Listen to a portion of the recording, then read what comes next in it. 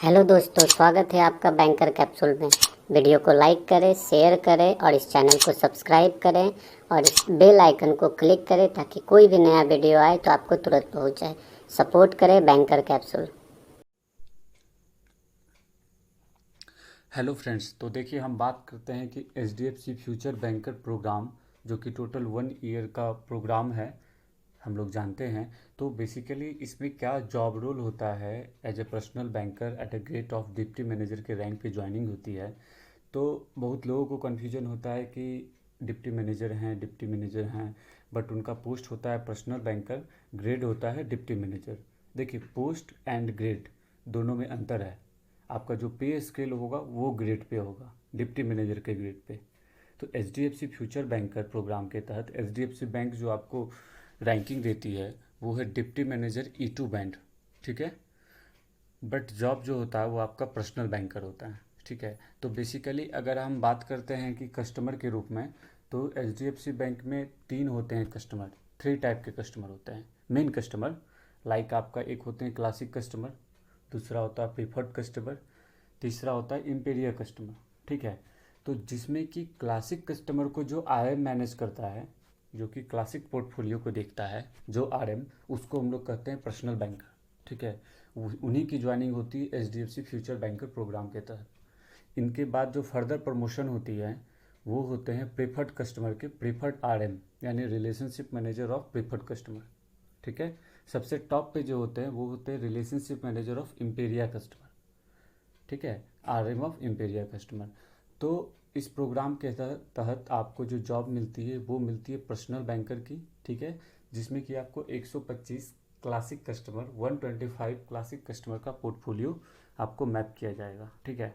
उसके तहत आपको जो भी उसको क्रॉस सेल करना है, उसको जो भी फाइनेंशियल एडवाइस देना है, उसकी जो भी फाइनेंशियल रिक्वायरमेंट है उसको फुलफ़िल करना है, मतलब उसको जो भी सर्विस भी देना है ऑपरेशनल पार्ट, तो वो आपको ही करना है।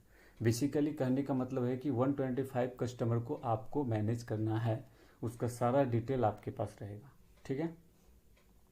और year year two year basis आपको अपने पोर्टफोलियो में कुछ कस्टमर को रेस्ट करके ऐड भी करना है। जैसे कि आपको सीए मतलब कुछ कॉलिंग होता है, फास्ट पाथ होता है, जिस फास्ट पाथ से आपको पता चल जाएगा डालने पे कि कितने ऐसे कस्टमर हैं जिनका कि ट्रांजेक्शन ज़्यादा है। आपके पोर्टफोलियो में वो मैप नहीं है बट उनका ट्रांजेक्शन ज़्यादा है, जैसे कि वो लाख रुपए से ऊपर मेंटेन कर रहे हैं, या नंबर उनमें बैलेंस जो है काफ़ी अमाउंट से ज़्यादा है, काफ़ी समय से अच्छा अमाउंट रख रहे हैं, तो वो आप टेक्निकली देख सकते हैं उस चीज़ को, ठीक है। तो फिर आप उसको रेस करके अपने पोर्टफोलियो में ले सकते हैं। फिर जो भी उनसे क्रॉस सेल होगा वो आपको आपके स्कोर कार्ड में आएगा। तो हम इसके बारे में डिटेल बात करते हैं, वीडियो से बने रहिएगा लास्ट तक। इस वीडियो को देखने के बाद आपके मन में ये डाउट नहीं रहेगा कि H D F C future banker program के तहत जो ज्वाइनिंग होती है उनका एक्चुअल में वर्क लोड क्या होता है, काम क्या करना पड़ता है। बहुत लोगों को कन्फ्यूजन है कि सेल्स है, ऑपरेशनल है। सेल्स है, ठीक है, टोटली सेल्स है, ऑपरेशनल। और अगर आप सही मामले में कहा जाए ना, तो जब आप सेल्स करना सीख जाइएगा या जब आप पर्सनल बैंकर सेल्स हो जाइएगा क्लासिक कस्टमर के, तो आप ऑपरेशंस खुद नहीं कीजिएगा, क्योंकि there is no any kind of operation in private sector bank. अगर आप प्राइवेट सेक्टर बैंक में, खास करके इस पर्सनल बैंकर के पोस्ट पे, अगर आप ऑपरेशनल पार्ट पे ध्यान देते हैं तो आप सेल्स नहीं कर पाइएगा, क्योंकि आपकी काउंटिंग होती है, आपकी जो स्कोर कार्ड होती है, आपकी जो रिवार्ड पॉइंट जो आपको मिलता है, आपकी जो इंसेंटिव मिलती है, वो आपके सेल्स पे मिलती है, न कि आपके ऑपरेशनल पार्ट पे मिलती है, ठीक है ना। तो ऑपरेशन ऑपरेशन के पीछे मत मरिए, सेल्स के पीछे मरिए, ठीक है। क्योंकि आप खुद ऑपरेशन करना नहीं चाहिएगा जब आप बैंक ज्वाइन कीजिएगा, तो क्योंकि आपको करना सेल्स ही है, काउंटिंग सेल्स की होती है, वैल्यू सेल्स की है। एंड ऑफ द डे एक टेलर कितना कैश काउंट कर लेता है इसका कोई वैल्यू नहीं है। एंड ऑफ द डे एक पीबी या एक बीएसओ कितना सेल्स कर लेता है, कितना अकाउंट खोल पाता है, उसकी काउंटिंग होती है, ठीक है। एक टेलर दिन भर काम करता है, उसका कोई वैल्यू नहीं है बिजनेस पर्पज से, ठीक है। ऑपरेशनल पार्ट के लिए ठीक है।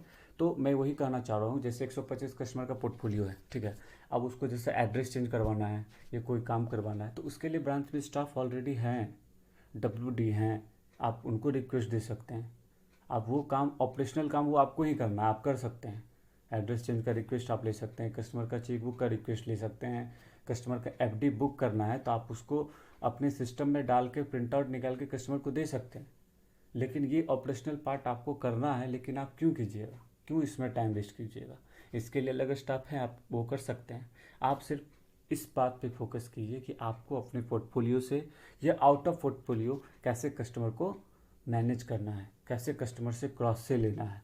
क्योंकि वैल्यू सिर्फ सेल की है कि आप कितना बिजनेस दे पाते हैं, उसी से आपकी इंसेंटिव भी है, जो कि 4,25,000 की इंसेंटिव है सैलरी प्लस। दूसरी कि इंसेंटिव के बाद आपका जो प्रमोशन ग्रोथ है, करियर ग्रोथ है। आप अगर नहीं समझ में आता है सेल्स, तो ऐसा भी नहीं है कि सेल्स 3 से 4 साल आप पीबी के पोस्ट पे काम कीजिए, अच्छा परफॉर्मेंस रहेगा तो आपको ऑपरेशनल पार्ट में पीबी ऑथराइजर के पोस्ट पे चले जाइएगा।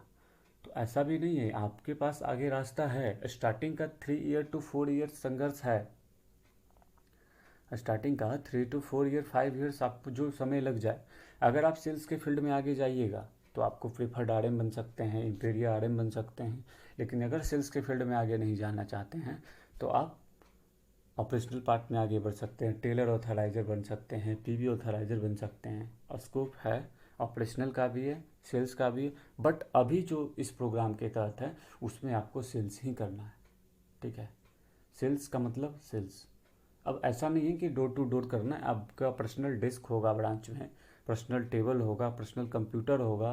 आराम से बैठिए, आपको जो पोर्टफोलियो दिया रहेगा उसको समझिए, उसको कॉल कीजिए। ज़रूरत पड़ता है तो आप उनके घर जाके उनसे बात कीजिए। अगर कस्टमर खुद ब्रांच आ जाते हैं तो आपको घर जाने की ज़रूरत नहीं है, ठीक है ना। तो बैंक आपको कहीं किसी के पास नहीं भेजती है, एक बात हमेशा माइंड में मेकअप करके चलिए। ऐसा नहीं है डोर टू डोर सेल्स है, ये करना है वो करना है। तो आपको अपने बिजनेस के लिए, आपको अपने पोर्टफोलियो से बिजनेस करने के लिए आपको भले कस्टमर के पास जाना पड़ सकता है, बैंक आपको नहीं कहेगी जाने के लिए। बैंक को बिजनेस चाहिए, बैंक को सेल्स चाहिए। अब आप ब्रांच में चेयर पे एसी के अंदर बैठ के कर लीजिए, ये धूप में जाके सेल्स कर लीजिए, ब्रांच को and of the day business चाहिए। तो बेसिकली यही इसका जॉब प्रोफाइल है। इसके बारे में हम लोग डिटेल पढ़ते हैं, थ्योरेटिकली क्या है, और उसके बाद हम लोग प्रैक्टिकली आपसे डिस्कस करेंगे। देखिए, सबसे पहले एज ए पीवी, जब आप एज ए पीवी ज्वाइन करते हैं तो आपको ब्रांच में मात्र 2 ही आदमी को आप रिपोर्ट कर सकते हैं। आपको रिपोर्ट या तो ब्रांच के पीवी ऑथराइजर को कीजिए, वो भी अब्सेंस ऑफ ब्रांच हेड। अगर ब्रांच मैनेजर नहीं है तो आप पीवी ऑथराइजर को करेंगे, अगर ब्रांच मैनेजर है तो आप पीवी ऑथराइजर को नहीं करेंगे। लेकिन ये डिपेंड करता है ब्रांच पे। अगर ब्रांच बहुत बड़ा है तो वहाँ एक ही बीएम होता है, समझिएगा इस चीज़ को। नंबर ऑफ बीएम किसी भी ब्रांच में एक ही होगा, बट पीवी ऑथराइजर ज़्यादा हो सकते हैं। तो एक ब्रांच में सारे जो भी पीवी हैं, सारे जो आरएम है, सबका डेली का डेली रिपोर्ट ले पाना बीएम के लिए पॉसिबल नहीं है। तो वो पीवी ऑथराइजर को मैप होता है कि ये पीवी जो है इस पीवी ऑथराइजर को रिपोर्ट करेगा, ये आरएम जो है बीएम को रिपोर्ट करेगा। तो एक बात हमेशा याद रखना है कि एज ए पीवी आपको पीवी ऑथराइजर को रिपोर्ट करना है और ब्रांच हेड को रिपोर्ट करना है, ठीक है। अब इस पीवी के पोस्ट के लिए आप में क्या होना चाहिए, आप में किस प्रकार का टैलेंट होना चाहिए। तो जो हम जानते ही हैं, सेल्स एंड इन्फ्लुएंसिंग स्किल। आपको सेल्स करना आना चाहिए, इन्फ्लुएंसिंग स्किल्स आना चाहिए। देखिए, बेसिकली सेल्स करना आना चाहिए, ये कोई कोर्स नहीं है जो आप सीख जाइएगा। थ्योरेटिकली सीख सकते हैं, बट जब तक आप सेल्स कीजिएगा नहीं, जब तक आप कोई चीज़ बेचिएगा नहीं, 1 ईयर 2 ईयर का एक्सपीरियंस नहीं होगा, तब तक आप सेल्स नहीं सीख सकते हैं। सेल्स कोई कोर्स नहीं है, सेल्स एक कला है। जैसे आप सीखिएगा, सीखते चले जाइएगा। आज हम थोड़ा सेल्स कर पा रहे हैं, अगर नेक्स्ट ईयर जो होगा मेरा आज से बेहतर होगा, इस साल से बेहतर सेल्स करेंगे। नेक्स्ट ईयर जो होगा वो अगले साल से भी बेहतर होगा। तो सेल्स धीरे धीरे आदमी सीखता है, परेशान होने की ज़रूरत नहीं। कोई भी आदमी सेल्स, मतलब सेल्स का कोई कोर्स नहीं है कि कोई आदमी किसी को सिखा सकता है। वो जब तक आदमी फील्ड में नहीं उतरेगा, प्रैक्टिकल नहीं करेगा, तब तक सेल्स नहीं सीख जाता, ठीक है। और आपको जैसे इस प्रोग्राम के तहत पूरा बैंकिंग के बारे में बताया गया है, बैंकिंग एंड प्रोडक्ट नॉलेज के बारे में आपके पास वो होना चाहिए। आपके पास प्रॉपर प्लानिंग होना चाहिए कि कैसे हम चीज़ों को ऑर्गेनाइज करेंगे, कैसे अब हमको कस्टमर का पोर्टफोलियो मिला है, कैसे हम उसको कॉल करेंगे, कैसे हम रेस करेंगे, कैसे कस्टमर से बात करेंगे, कैसे आप उसका आपका वे ऑफ कम्युनिकेशंस होगा, कैसे कस्टमर के नेगेटिव चीज़ को हम दूर करेंगे, ठीक है ना। कैसे कस्टमर का कोई भी बात को हम पॉजिटिव में उसका आंसर देंगे। कस्टमर नाराज़ है फिर भी हमको उसको खुश करना है, किस तरीके से हम उसको खुश करते हैं, किस तरीके से हम उनको इन्फ्लुएंस करते हैं बैंक की ओर, पॉजिटिविटी की ओर, तो उसी को हम लोग कहेंगे communication skills, influencing skills, knowledge of competitions. अब देखिए हम एच बैंक में हैं, ठीक है, आप एच बैंक के लिए काम कर रहे हैं। मार्केट में सिर्फ एच बैंक तो है नहीं, बहुत सारे बैंक है, एक्सिस बैंक है, ICICI बैंक है, तो आपके उसके कंपटीशन के अकॉर्डिंग काम करना होगा कि उनके लोग, उनके पास क्या प्रोडक्ट है। आप हैं एच बैंक के employ, but you have to know, आपको जानना जरूरी है कि उस बैंक के क्या प्रोडक्ट हैं, ताकि उससे रिलेट करके आप कस्टमर को ईजी वे में समझा सकते हैं कि इसके क्या बेनिफिट है, नहीं है, देखिए इस बैंक का लीजिएगा। तो अगले बैंक की बुराई आपको नहीं करनी है, बट आप कंपैरिजन करके, अगर कस्टमर ही क्रॉस क्वेश्चन कर दिया कि ICICI बैंक का तो FD का इंटरेस्ट इतना चल रहा है, आप तो कम दे रहे हैं, तो अगर आपके पास नॉलेज है तो आप तुरंत बता सकते हैं ना। तो हालांकि चीज़ें तो आजकल नेट पे उपलब्ध है, गूगल पे, तो आप इजली बता सकते हैं, बट फिर भी इस चीज़ को समझिए, आपको पूरा करंट ट्रेंड मालूम होना चाहिए फाइनेंशियल इंडस्ट्री का, कि अभी क्या चल रहा है, नहीं चल रहा है, उस बेस पे आप कर सकते हैं। और आपको जैसा कि पता है कि इस 1 ईयर के प्रोग्राम में आपको कुछ एग्ज़ाम देना होता है, उसके बाद ही आप सिलेक्शन ले सकते हैं, मतलब आपकी फाइनल पोस्टिंग होती है HDFC बैंक में। तो जिसमें कि आपका एक NISM का एग्ज़ाम होता है, NISM म्यूचुअल फंड, दूसरा एग्ज़ाम होता है आपका NISM डिपोजिटरी का एग्ज़ाम होता है, और तीसरा कि जब आप बैंक ज्वाइन करते हैं, आपकी एम्प्लॉय ID जनरेट हो जाती है, तो आपको IRDA का एग्ज़ाम देना होता है, इंश्योरेंस। जब तक आप IRDA का एग्ज़ाम नहीं दे सकते हैं, तब तक आप इंश्योरेंस नहीं सेल कर सकते हैं, और आपको इंश्योरेंस सेल्स करना ही है, इस वजह से आपको IRDA का एग्ज़ाम देना ही होगा। बाकी जो 2 एग्ज़ाम है, एक है CAIIB, ये ऑप्शनल है, आप दे भी सकते हैं, नहीं भी दे सकते हैं, बट एक इंटरनल सर्टिफिकेशन होता है, डैट मीन्स कि बहुत सारा इलेशंस, क्विज, LMS टाइप का आपको हमेशा आते रहेगा ज्वाइनिंग के बाद भी, तो आपको वो दे करके इंटरनल सर्टिफिकेशन गेन करते चले जाना है, ठीक है। तो बेसिकली हम ये कर सकते हैं कि ओवरऑल गोल क्या है, ठीक है। तो providing best in class banking service to our customer, मतलब एज ए PB आपको अपने कस्टमर को मतलब कि सर्विस देना है, बहुत अच्छा सर्विस देना है। क्योंकि देखिए, आप डायरेक्ट कस्टमर को, आपको पोर्टफोलियो मिला है 125 कस्टमर का, आप डायरेक्ट कस्टमर से सेल्स कीजिएगा तो कस्टमर नहीं लेगा। क्यों लेगा? मार्केट में सब लोग सेल्स करने के लिए तैयार हैं, सब लोग बेच ही रहे हैं, तो वो आपसे क्यों लेंगे? ठीक है ना। तो सबसे पहले आप कस्टमर को इम्प्रेस कीजिए। कस्टमर को इम्प्रेस कब कीजिएगा? आप ही एज ए कस्टमर सोचिए ना, आप कब इम्प्रेस होइएगा? जब आपका काम इजी वे में हो जाए। That means customer service. अगर आपके कस्टमर बैंक आते हैं, उनको कोई सर्विस की ज़रूरत है, अगर वो सर्विस आप अच्छे तरह से प्रोवाइड करवा देते हैं जिसमें कस्टमर को परेशानी नहीं होता है, तो कस्टमर के साथ आपका एक रिलेशनशिप बिल्ड होते चला जाएगा, एक ट्रस्ट कि हाँ सर्विस अच्छी है। तो जब तब आप अपना कोई प्रोडक्ट पिच कीजिएगा, क्रॉस सेल कीजिएगा, तो कस्टमर समझने को तैयार होगा, तब कस्टमर ले सकते हैं प्रोडक्ट को। ठीक है। तो 3 बात और समझ लीजिए। मैक्सिमाइजिंग द CTG, आपको customer, CTG means customer to group, आपको कस्टमर टू ग्रुप को इंक्रीज करना है। ठीक है। IPH और classic portfolio management assigned, that means कि जैसे कि एक कस्टमर है, ठीक है, तो अब उस कस्टमर के फैमिली मेम्बर जितने हैं आपको उसको इंक्रीज करना है, उसको अपने पोर्टफोलियो में, उसको हम लोग कहेंगे कस्टमर टू ग्रुप। ठीक है। जैसे कोई बिजनेसमैन का अकाउंट है तो उसकी वाइफ होंगे, उनके बेटे होंगे, उनके माँ पिताजी हैं तो सीनियर सिटीजन अकाउंट हम लोग खोलेंगे। ठीक है ना। अगर उनके बच्चे हैं तो किड्स एडवांटेज अकाउंट हम लोग खोलेंगे। तो इस प्रकार से हम लोग पोर्टफोलियो को इंक्रीज करते हैं।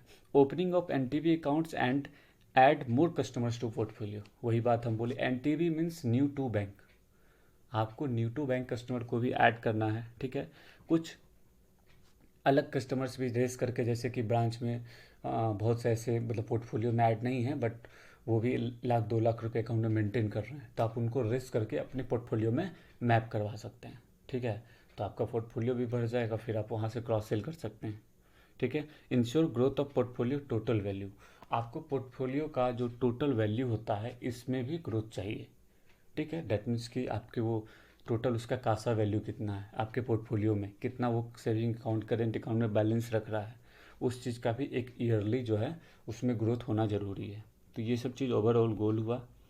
अब हम बात करते हैं कि क्या इसकी की रिजल्ट है, क्या रिस्पॉन्सिबिलिटी एरिया है कि हम अपने, देखिए एज ए PB आपको 2 टाइप के कस्टमर को सेल्स करना है। एक तो वो कस्टमर जो कि आपके पोर्टफोलियो में मैप है, जिसको हम लोग कहेंगे पोर्टफोलियो कस्टमर्स।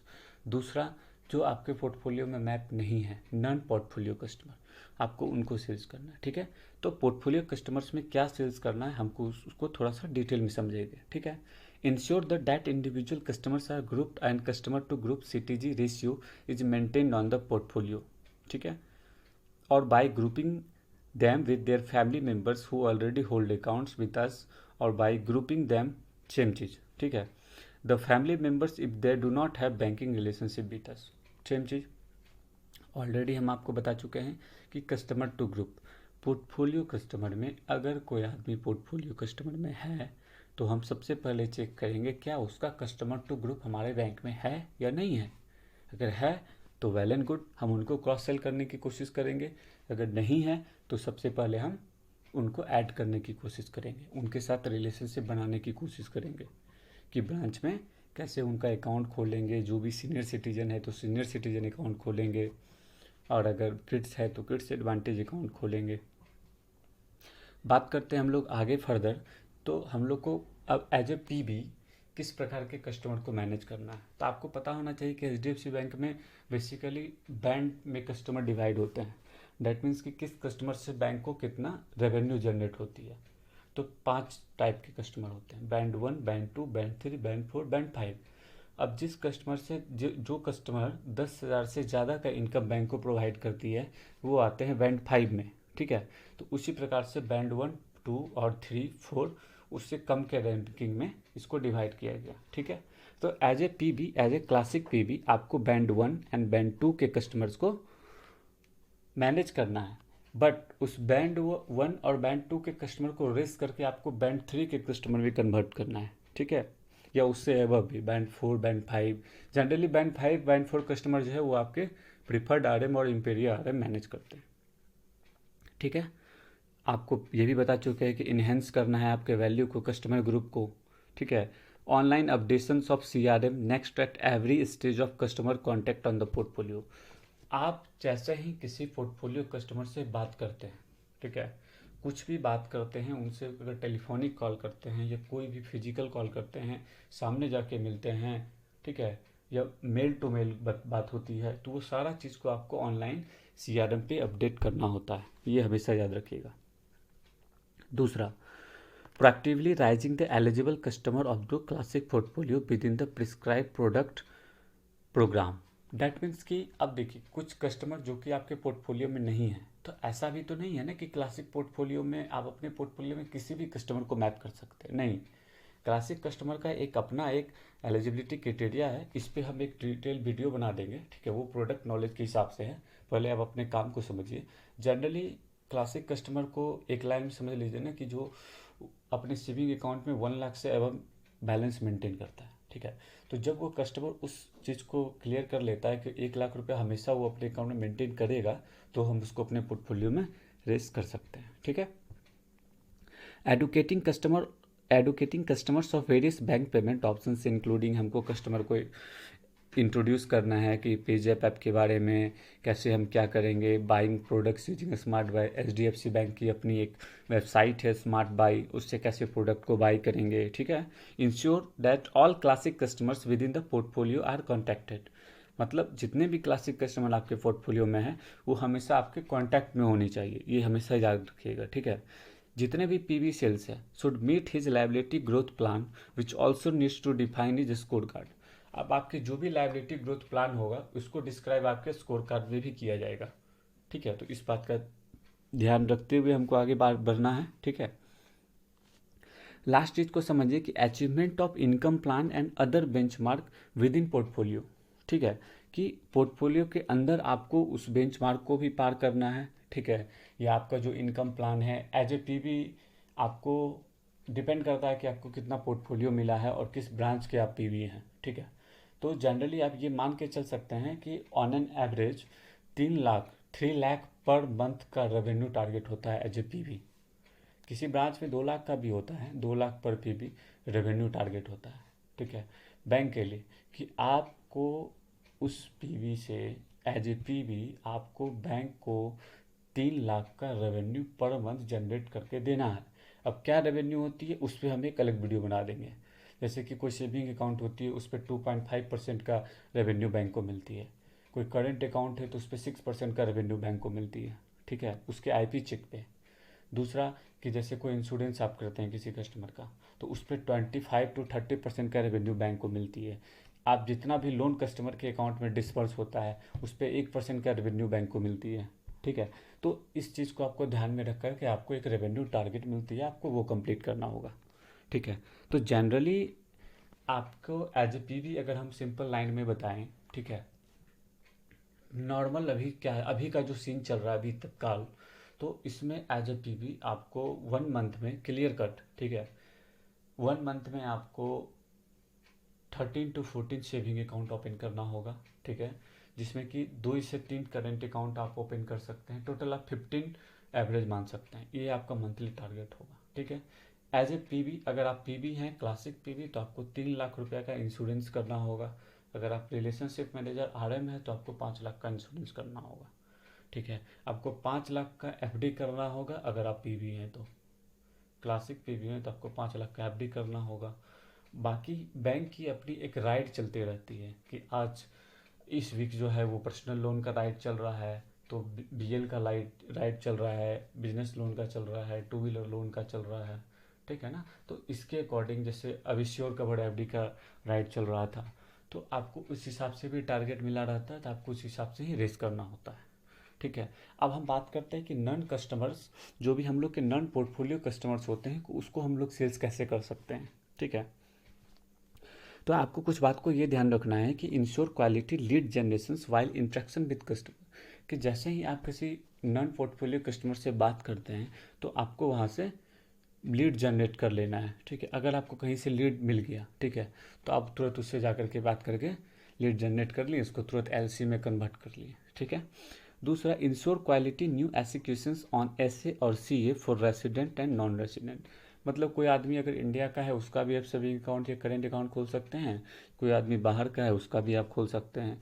ब्रांच में कोई वॉक इन कस्टमर आया तो आप उसका भी खोल सकते हैं अकाउंट। तो यही हुआ नॉन पोर्टफोलियो कस्टमर सेल्स, ठीक है।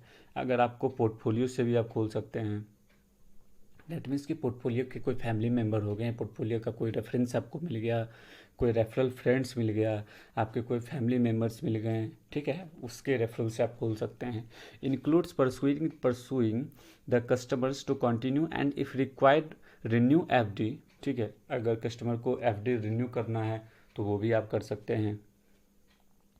Depend by cross selling sticky product like demat, bill pay, advisory, आप ये सब चीज़ भी क्रॉस सेल कर सकते हैं, डीमेट अकाउंट वगैरह।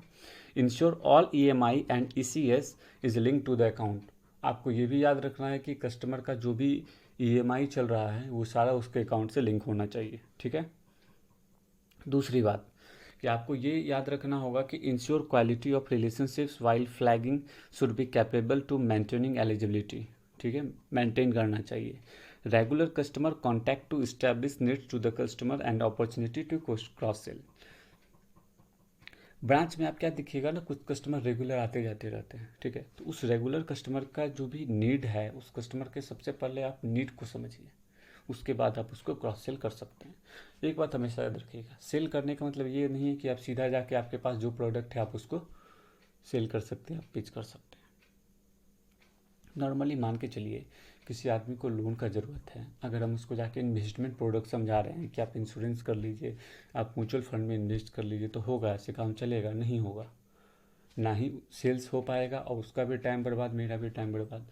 तो इससे बेटर कि हम पहले कस्टमर को समझें, कस्टमर के नीड को समझें, फिर हम अपने आप को एक्सप्रेस करें कि हम क्या प्रोडक्ट आपके लिए लाए हैं, ठीक है। हमारे पास बहुत प्रोडक्ट है, जिस भी टाइप के कस्टमर होंगे उनके जो भी नीड होगी हम लोग उसको फुलफिल करने के लिए प्रिपेयर हैं, ठीक है। देखिए, monitor large amount movement and account closure from the deposit accounts and ensure that customer does not entry. मतलब कि कभी कभी क्या होता है कि अकाउंट में बहुत ज़्यादा बैलेंस होता है, उसके बावजूद भी कस्टमर अकाउंट क्लोज करवाना चाहते हैं, आपके पोर्टफोलियो में नहीं है, ठीक है, लेकिन फिर भी आप उनको जाकर के बात कर सकते हैं, उनको कन्विंस कर सकते हैं कि सर क्यों आप अकाउंट बंद करवा रहे हैं, हम लोग आपको बेटर सर्विस देंगे, फिर आप कस्टमर को वहाँ से रिटेन कर सकते हैं। इस तरीके से आप नॉन पोर्टफोलियो कस्टमर को सेल कर सकते हैं।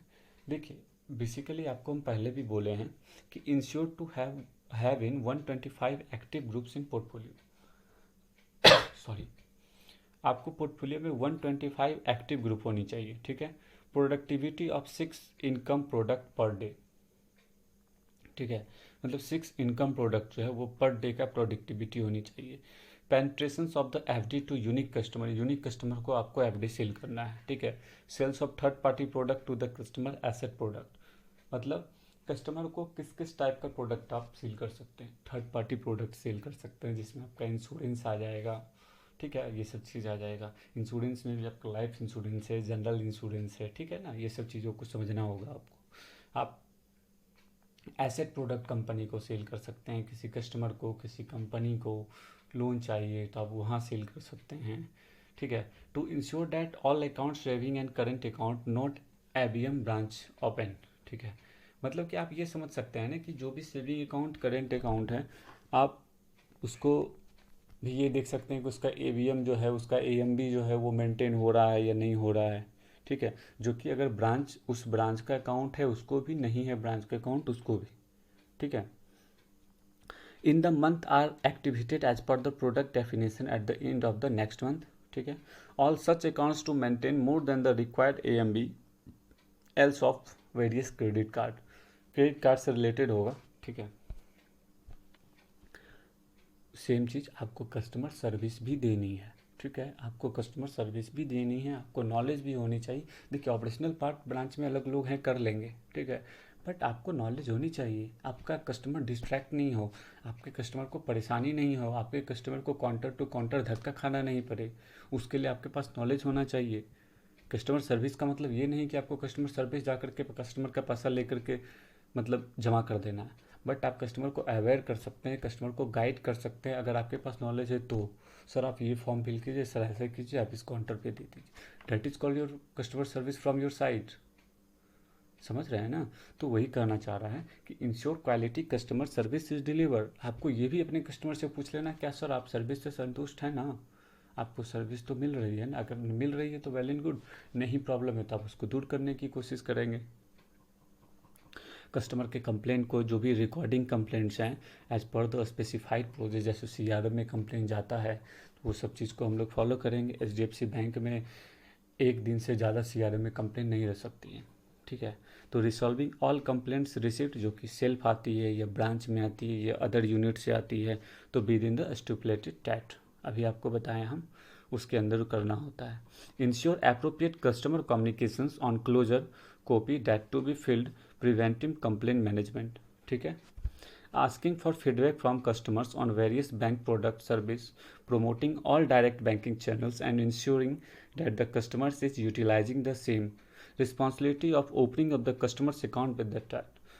कस्टमर के बीच हम लोग को एक फीडबैक का एक लिंक जाता है, कस्टमर को जो भी प्रोडक्ट के बारे में होता है ये भी हमको पूछना होता है कि आपको कोई प्रॉब्लम है कि नहीं है, वो जो भी डायरेक्ट बैंकिंग चैनल्स है हमको उसको प्रमोट करना होता है। और सेम ये भी कंफर्म करना है कि कम, जैसे कि हम अपने कस्टमर को बोल दें कि सर आप पेजैप ऐप को यूज़ कीजिए, आप क्यों ना इंटरनेट बैंकिंग से एक चेकबुक का रिक्वेस्ट डाल देते हैं, जो ब्रांच आकर के आपको चेकबुक का रिक्वेस्ट डालना होता है। अगर आपको एफडी ब्रेक करना है, आरडी ब्रेक करना है, आप इंटरनेट बैंकिंग से कर सकते हैं, आपको ब्रांच आने की कोई ज़रूरत नहीं है। तो ये तो हम डिजिटल चैनल को प्रमोट कर दिए कस्टमर के सामने, लेकिन हमको ये भी इंश्योर करना है क्या कस्टमर उसको फॉलोअप किया या नहीं किया, क्या कस्टमर इंटरनेट बैंकिंग यूज कर रहा है मेरी बातों पे कि नहीं कर रहा है, ये कस्टमर फिर नेक्स्ट बैंक आकर के काम कर रहा है, ठीक है। तो हमको इस चीज़ पे भी बात करना, ये भी एक कस्टमर सर्विस का पार्ट है। दूसरा ऑपरेशंस क्या होता है, एज ए पीबी आपको opening of account at branch and outside the bank, मतलब कि आपको बैंक से बाहर जाके भी आप अकाउंट खोल सकते हैं। आजकल तो इंस्टा किट वाला आ गया है सिस्टम, ब्रांच में भी अगर आप अकाउंट खोल रहे हो तो ये भी आपका ऑपरेशनल पार्ट ही हुआ। Checking all details field by customer on account opening form, account opening form पे जो भी इंस्ट्रक्शन है आप उसको चेक कीजिएगा, ये भी आपके ऑपरेशन के अंदर आता है, जो भी इंस्ट्रक्शंस होता है। As a locker custodian, ensure that the locker allotment and all other related operations is as per prescribed process। अगर आपके कस्टमर जो है लॉकर लिए हुए हैं तो आपको वो भी चीज़ चेक करना होता है, ठीक है। Updations of the LTS for the asset lead generate, asset lead जो जनरेट होता है उसके लिए LTS को अपडेट करना होता है, ठीक है। अपडेशंस ऑफ LTR करना होता है online portal for portfolio customers, daily करना होता है LTR।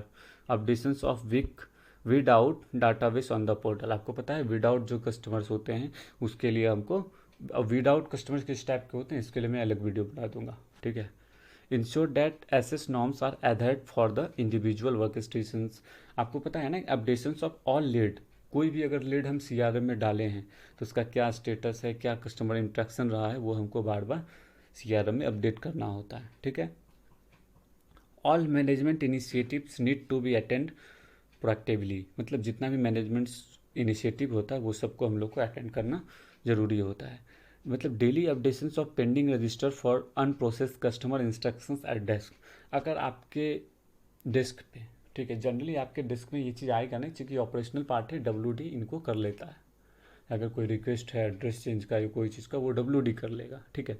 लेकिन अगर आप लेते हैं तो आप अपने डेस्क पे कोई भी फॉर्म ले सकते हैं, लेकिन उसको उसी दिन कंप्लीट करके हटाना होता है, अगर नहीं हुआ है तो आपको वहाँ फिर पेंडिंग रजिस्टर में अपडेट करना होता है, इस बात को ध्यान रखिएगा।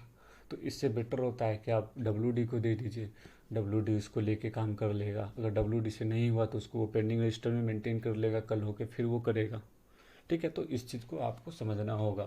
तो यही रहा पूरे HDFC bank future banker program के तहत जो भी उसका जॉब रोल है। उम्मीद करते हैं कि आपका डाउट जो है इस चीज़ को लेके पूरा क्लियर हो गया होगा। आपको सेल्स करना पड़ेगा और कोई बहुत बड़ी चीज़ नहीं है, सेल्स लोग कर रहे हैं। कॉमन सी चीज़ है कि आज के डेट में HDFC फ्यूचर बैंकर प्रोग्राम अभी आया है, ठीक है। इसके पहले जो लोग सेल्स कर रहे थे, इसके पहले जो लोग PV के रूप में काम कर रहे थे, या अभी भी जिस ब्रांच में लोग RM के रूप में काम कर रहे हैं, उन लोग को आपकी तरह ट्रेनिंग नहीं दी गई है, फिर भी वो लोग अच्छे काम कर रहे हैं। तो आप लोग तो ट्रेंड हैं, आप लोग को तो HDFC बैंक ने ट्रेन किया है इतने अच्छे तरीके से, तो आप क्यों नहीं काम कीजिएगा। आप लोग सिर्फ सेल्स से घबराते हैं, आप लोग कर सकते हैं, इस चीज़ को समझिए, भरोसा रखिए। और बाकी किसी प्रकार का अगर कोई डाउट होता है तो आप कमेंट कर सकते हैं, और अगर वीडियो यूजफुल लगा तो आप लाइक कर दीजिए, और किसी भी दोस्तों को अगर कोई प्रॉब्लम है तो आप इस वीडियो को शेयर कर दीजिए ताकि उनका भी डाउट क्लियर हो जाए। और अगर इस पूरे वीडियो में कहीं भी आपको कोई पॉइंट पे थोड़ा सा भी आपको अगर कोई चीज़ दोबारा समझना है तो आप उस पॉइंट को कमेंट बॉक्स में लिखिए, हम उसका आंसर देने की कोशिश करेंगे।